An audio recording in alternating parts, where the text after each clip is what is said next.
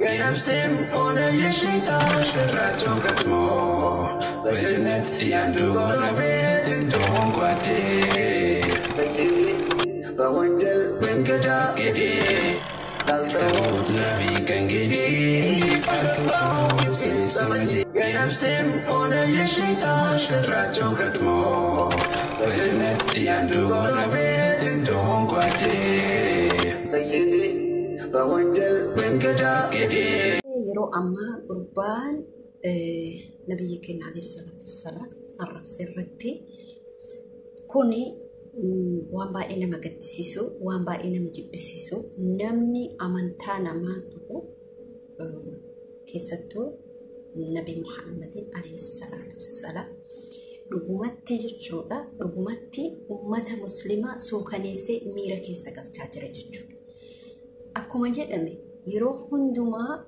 شيكوتين كينا تاي كيسين أرثوذكسي تاي أكسوما ورا بروتستانتي تاي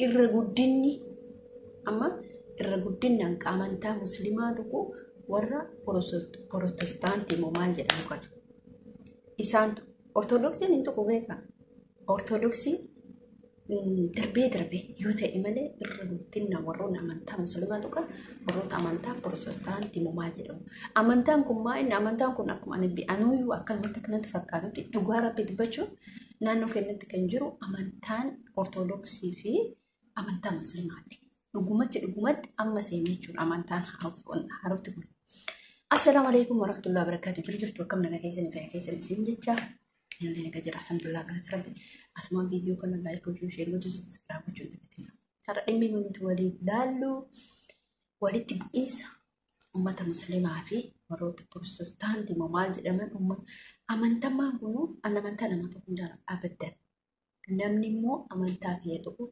جالا كوني بيك معنا أمانتا warroon yeroo gaafii gaafatanii ijoolleen gara amantaa muslimaa yeroo dhuftu gaafii san gaafattee qorattee hubattee amantaa kamtu sirrii hin ta'initti gara islaamummaatti. Garuu warroonni irra guddinni amantaa muslimaatti bu'an irra guddinni amantaa muslimaatti bu'an warroota amantaa pheenxee qaban kan uummata kana jechuudha. Manni kun sirriitti amantaa muslimaatti bu'a. سريت النبي محمد صلى الله عليه وسلم نمني كوني واني أمانتا إساتو تكفى هنبيكو كابي إجولي أرثوذكسي تفي إجولي بإندي ولي تفتا كرغرما إسان كمان أنت نمني أمانتا وفي كبج معرف أمانتا نماتوك إني كوني واي أمانتا بونكو هنبيكو إنجرامي تين أكا نمتي زمجئي سمو إساكي ساباسي amantammaa isaa sunuu maal akka ta'e hin beeku. Irreechaa jechuun aadaadhaa maalidhaa warroonni jedhan irreecha abbaa fedhetti amanu. Garuu amantaa irratti dubbiin akkasii hin jiru. Nabii keenya tuqanii sallallahu alaihi wasallam nabii Muhammadin arrabsu jechuun muslimni kamuu xiqqaas ta'ii guddaas ta'ii wallaalas ta'ii beekas ta'ii muslimni garuu bakka kanatti nasbii ofii baasa. Hin wareegama. Kanaafuu beekuu qaba dirqama jiru. Namni kun immoo nama yartuudha. Nama yartuu keessallee shittibeetii yeroo seenu akka ofirra fincaane akka ofirra utaane nama gadi ba'ee nama akkasii jechuudha. Nama qaama ofiituyyuu akka itti dhiqatu hin beekne har'a gabbayee nama Muhammad sallallahu alaihi wasallam. Kuni maali? Yoo barbaade jechuudha irreecha isaa fedhe keessa gangalatee fedhe dhiisee nama dhooguun jiru. Bari sheekotiin keenya fakkeenyaaf sheekonni keenya kan isaan gorsa uummata musliimaati jechuudha. Sin gorsine ati deemati waan feeti ta'e hin gorsine ammas taanaan hin gorsine. Kafee amma fakkeenyaaf kafee musliima ta'a.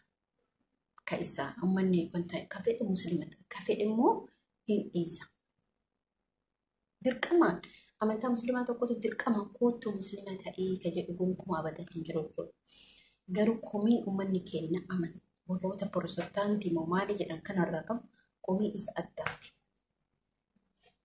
komii isa addaati. Maaliif kuni hedduu deddeebi'ee jira.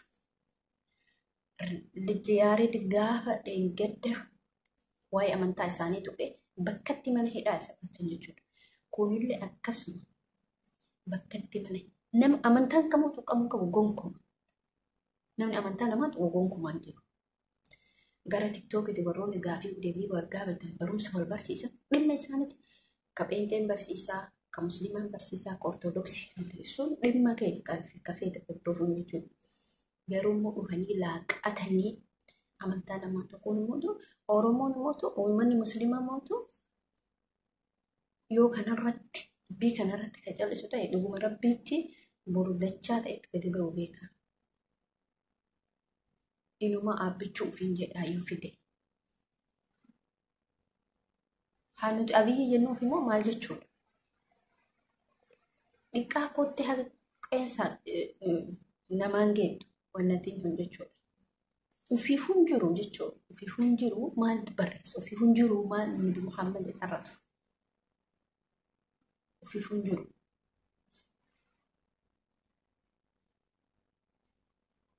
Nuti manni musliimaa waa'ee irreechaa homaa irraa hin qabnu. Oromoon gaafa siin dura gaafii deebii Ustaaz Alii Sufiyaan gaafatullee gaafatamee jira, baratamee jira, haasamee jira, dubbatamee jira jechuudha. Namoonni tokko tokko gaafii jiratti kakkaasanitti nuti daawwannaaf dhaqna malee waan sanitti amannu irreechatti amannu nuti amannu rabbii tokkichatti jedhanii jiran. Rabbitti amanna malee nuti irreechatti amannu. Dhugaadha nuti rabbitti amanna malee abadan irreechatti amannu. Namni irreechatti amanu hin jiru. Namni muka gabbaru hin jiru. Namni dhagaa gabbaru hin jiru. Namni dhagaaf salaatu hin jiru. Nuti rabbii tokkicha qofaaf salaatu. Rabbii tokkicha qofaaf.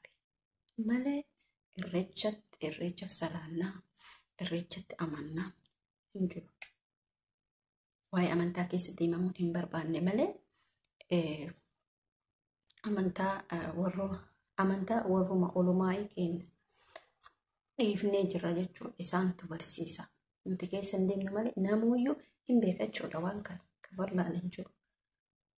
Hin dubbannu maal goonaa. Wanni nuti amantaa keenya qofa hordofachuudha. Amantaa namaan geenu. Ortodoksiin geenu. Pheenxeen geenu. Itoophiyaa kana keessa amantoota hedduutu jira. Amantoota hedduutu jira. Isaan keessa uummanni arraba dheeratan dhugumatti isaan keessa uummata arraba dheeratan warroota amantaa Pirotestaantii moo maalii jedhan kana qofa. Dhugumatti jechuudha. Amantaa hedduutu biyya keenya keessa jira. Waan fedhetti amana namni. Garuu mootiyyuu achi keessaa namni musliima yeroo hunda musliima tokko warra amantaa Pirotestaantii moo maal jedhan kana maqaa isaaniillee hin beeku. Garuu immoo otoo meeqa kamtu hayyuun isaan keessa jiru, otoo beekan meeqa kamtu isaan jiru,